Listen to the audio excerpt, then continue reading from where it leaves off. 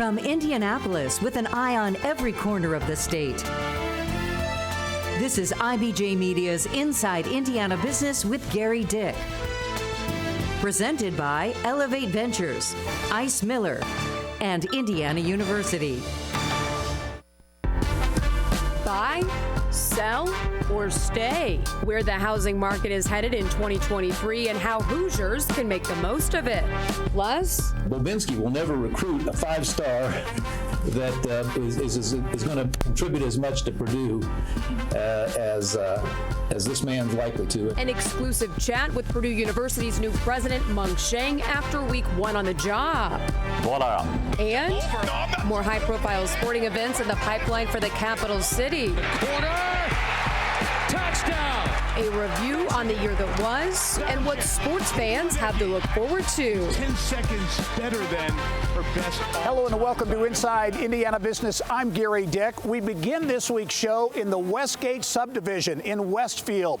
Westfield, the fastest growing city in the state of Indiana. And this development with hundreds of homes, really representative of so many developments throughout Hamilton County and many parts of the state of Indiana. In fact, despite a cooling housing market nationally, Indiana remains a pretty robust market. In fact, realtor.com ranks Indiana as one of the hottest housing markets in the nation. Fort Wayne, one of 3 Hoosier regions to land on Realtor's top 20 list for November. The Summit City ranking 5th in the nation. Elkhart, Goshen, and Lafayette, West Lafayette also among the top 20. Realtor.com describes hottest housing as areas where homes sell the fastest. But as we begin 2023, the market is certainly in transition. What can we expect in the year ahead? Well, to break things down, I'm pleased to be joined, as always, by Greg Cooper. Greg is with Compass of Indiana's team, Crossroads Collective. Got your pulse, fingers on the pulse of the economy, so to speak, right? Yeah, we're right out there. When it happens, we feel it real quickly. So we're in a Lennar home in the Westgate subdivision here in Westfield. As I mentioned earlier, fastest growing city in the state. Mm-hmm. And this is representative of what has been a lot of building going on out there. Right. Lennar is the #1 home builder in the state, about 1,700 homes last year. Very similar to this. They have a very systematic and thorough approach to building stuff, and they get things done in a very strong and good processed way. So. Okay. I'm reading, you are too, many people reading headlines around the country, California, a precipitous drop in home sales, home building, all those types of things. You're telling me that you're not seeing that same drop off here. No, I cringe when I get up in the morning and I see some headline about how horrific the housing market is, because Indiana is not falling. If you're waiting for prices to fall, you're going to be disappointed. I mean, California is down 48% in sales, units of sales. We are not down that much. We are at a plateau. We are not going way down. And so that's a strong message that both buyers and sellers need to understand, but use accordingly based on their goals. What should folks who are thinking about buying, thinking about selling in the year ahead, what are some things they should keep in mind? You and I talked earlier, and the word that struck me is balance. The market is back in balance? Very much so. And actually, we have a really good housing market right now because buyers, unlike early 2021, buyers can get a mortgage. They don't have to have cash. They're allowed to have an inspection. They can have an appraisal, and the home has to appraise out. So those are 3 things that are really important for the health of homeowners in Indiana. The second side of that, Gerry, on the seller side of it, is that you can't take it for granted anymore. You're going to slap a sign up and get 12 offers. Right. You need to be ready. Your kitchen needs to be updated. Your owner suite needs to be updated. If you are a perfect fit for the demands of the market, you can still get full list price out of your home. Yeah, you mentioned mortgage rates. That's certainly been a big topic of discussion. Where do you see rates going in the year ahead? They're up from where they were. Where do you see them going? Well, a couple of things on that. Number one, I think that unlike the sticker shock of the mid-2022 mortgage market, I think most people are kind of settling in that we're not going to be at 2.875 anytime soon. There's that side of it. Another interesting phenomenon is that at the last time the Federal Reserve raised the discount rate, mortgage rates actually went down. So I think we're going to see rates ease. We could see little spikes or drops along the way, but I think they're going to ease. I think we'll be 5.5 to 6 for a good part of the year. And of course, there's a lot of economic things that could happen, but I don't see any precipitous spikes like we saw a year ago. And psychology is a big part of it, right? Completely. People have to understand that a year ago, if you bought a 425 house, you might have paid 470. This year, you buy a 425 house, maybe you pay 405. So when you start looking at the differentiation in sale price, your you're almost paying the same monthly as you would have in the previous market where rates were 2.875. Where do you see the home building market going, Greg? Because obviously we've seen with supply chain issues, cost, labor, all kinds of things that really affected that market. So the demand for new product is still incredibly high. People want turnkey. There are some people that are willing to do rehab. There are some people that are willing to buy an older home. But what we're in now is absolutely a huge demand in the marketplace, and I don't think that's going to change anytime in 2023. Do you see it? There's some of the issues in the home building market, easing supply chain and others? Yeah, it is. I mean, labor costs are still high. Supply chain costs are still high. It's getting a little better. It has not changed the overall pricing on new construction. So don't think that just because it's a little better than it was a year ago, you're going to walk in and somebody's going to dramatically reduce the price of a new home. You might get options packages that are very enticing to you that the builder's willing to offer, but in terms of raw pricing, it's probably not going to change a whole lot from last year, and certainly not going to go down. A lot of stuff to digest there. Greg Cooper, as always, great perspective. We'll talk to you soon. Great to be here. Next, the passing of the baton at Purdue University. New President Meng Shang joins me in studio to weigh in on keeping the Daniels Decade momentum going. His vision for what's next in West Lafayette. We'll see you back in studio after a break.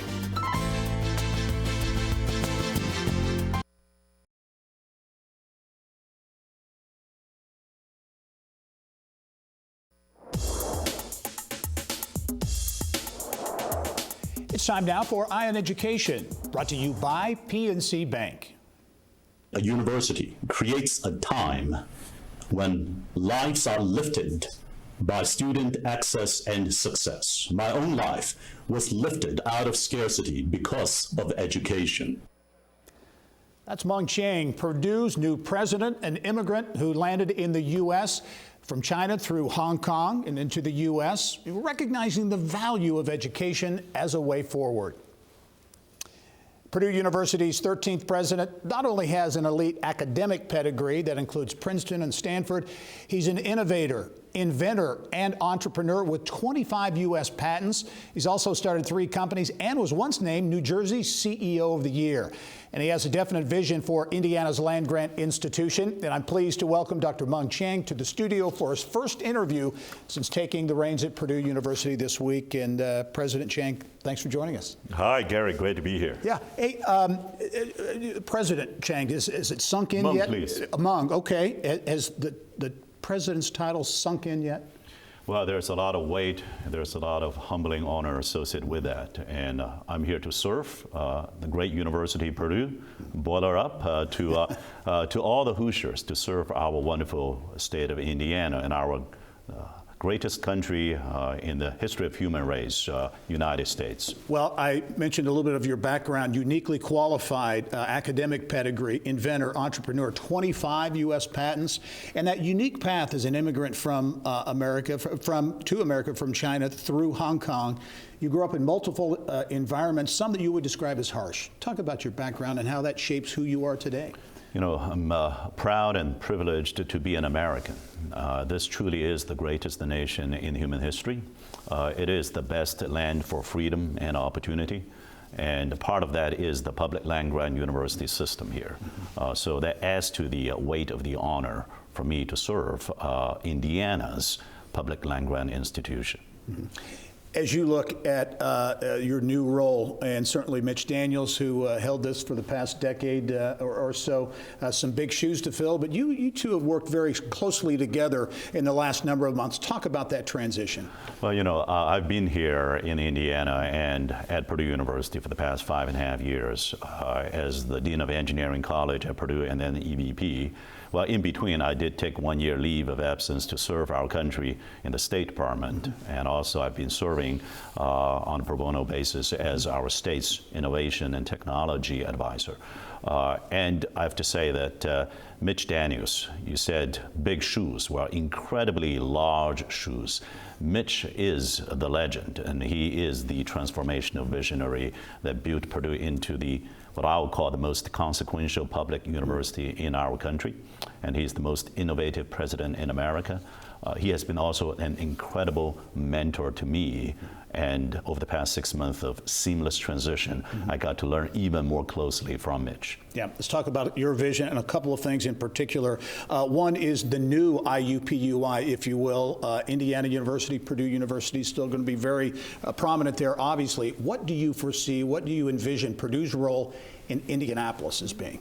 Well, as IUPUI splits, and there's going to be the Purdue in Indy. Purdue in Indy is a campus, but is not a regional campus. It is an integral part of Purdue's core main campus, West Lafayette and in Indy. And our hope is very simple, that Purdue is going to invest in, partners with, and grow the Indianapolis tech scene. Now, we want more jobs. We want more knowledge, we want more talent and workforce, and all of those working together at a scale with the quality that is second to none anywhere in this country. And I know that there are urban opportunities.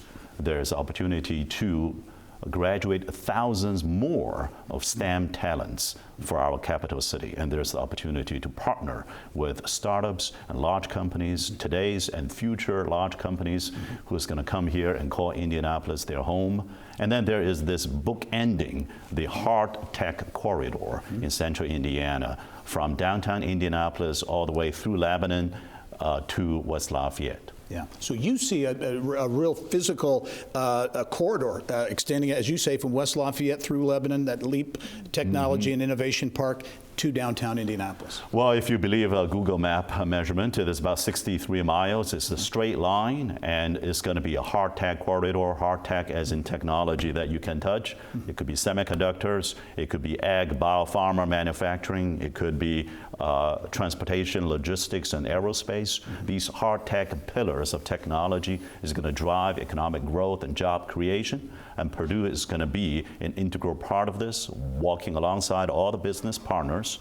And this 63-mile stretch, including Governor Holcomb and Secretary Chambers' visionary LEAP districts in Lebanon, right in the middle of this stretch, is going to redefine not only our state, but the whole Midwest. All right, we'll have much more with President Mung Chiang. And for an extended conversation with President Chiang, go to InsideIndianaBusiness.com. Well, big public institutions like Purdue, not the only schools focused on producing tech talent. Take Franklin College. The small liberal arts school says conversations with corporate partners like Lilly, Roche, and others have sparked big investment in STEM-related areas, including a $17 million science center and the Center for Tech Innovation, a campus hub which President Gerry Prather says is helping produce graduates who are tech fluent. It speaks to the exciting programming going on in there. There's a large maker space. We have a podcast studio, a virtual reality space, a 3D printer, all of the resources necessary to give students an opportunity, whether they're history majors or computer science majors, to really become versed in the software applications and the tech platforms necessary for them to succeed. Franklin College says it is one of only 60 Adobe campuses worldwide. Also noteworthy, President Prather tells me about 90% of Franklin College grads are landing employment in Indiana. Well, one advantage to working and living in central Indiana, how about a front row seat to everything from the Big Ten football title game to the greatest spectacle in racing? Next, we look ahead to the game plan for sporting events coming to Indianapolis. Plus, a wildly popular podcast, It's Who's Your Founder and What's Next. Hi, Crime Junkie. The IBJ's David Lindquist is on the case with the next chapter for the Indianapolis-based podcast hit Crime Junkies. Check it out in this week's IBJ.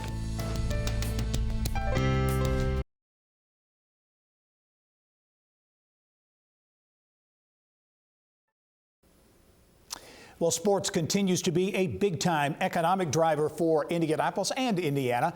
2022, no different. Our Mary Rachel Redmond caught up with Indiana Sports Corporation President Patrick Talty to get an update on the year that was and also look at what fans can expect going forward.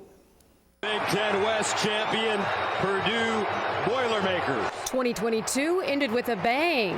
2022 was a big year for us. Closed the year out strong, Big Ten championship game. We were sold out, second largest attendance to date. But perhaps it's the big bucks secured last year that's the banner headline. In 2022, we bid on and secured for future economic impact over $500 million. We also won a women's Final Four for 28. Won a men's Final Four for 29. The competition's tough, so we at the Sports Corps never take for granted these bids. Yes, we've hosted lots of Final Fours in the past, but we didn't take that for granted. We didn't rest on our laurels or talk about the history. We talked about the future. What does it look like to reimagine the tournament in Indianapolis, even though that will be our 10th men's Final Four? How does it look new? How does it look different?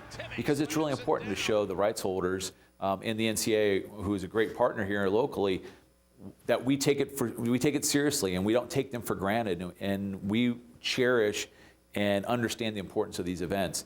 Walk in the gym, I can do this. And speaking of important events, Talty says 2023 is all about getting ready for 24 when Indy takes the international stage, hosting NBA All-Star Weekend. And then USA Swimming Olympic trials at Lucas Oil Stadium later that year.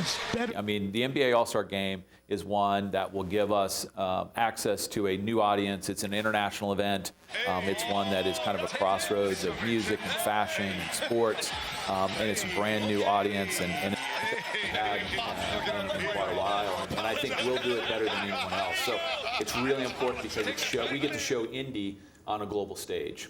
And then the swimming, it's really about, it's that Olympic movement. And it'll be 9 nights of primetime coverage on NBC of us showing why Indy is the best place to live, work, and play. And so I think those events are really, really important to everyone to be able to see what Indy is about and how important it is and how great a city it is. We have a lot to be proud of, and we have a lot of special things in Indy, and we want to highlight those for people to see how special it is here. Fantastic! What a pass! Mary Rachel Redmond, Inside Indiana Business.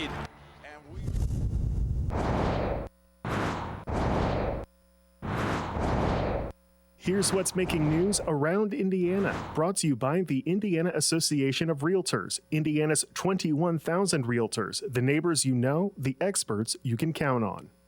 Well, Governor Eric Holcomb has unveiled an ambitious $3 billion legislative agenda, which includes a big focus on economic development statewide. The governor's next level agenda includes a $300 million deal closing fund and $300 million per year tax credit cap to help entice new business to the state.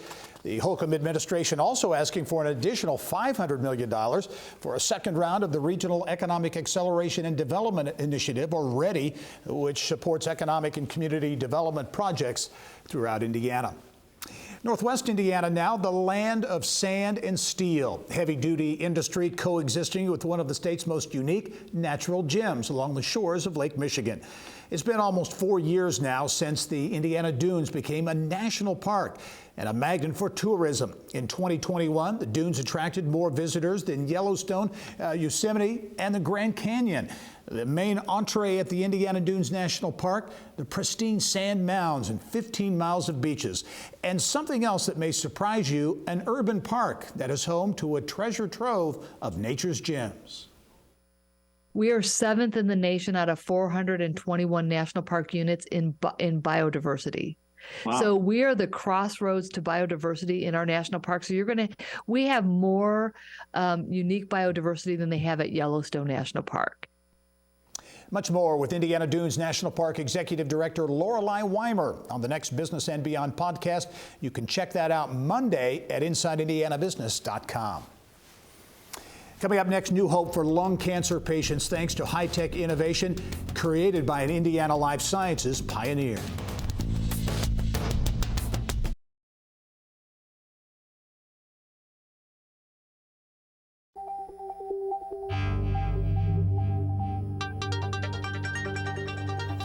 It's time now for Inside Innovation.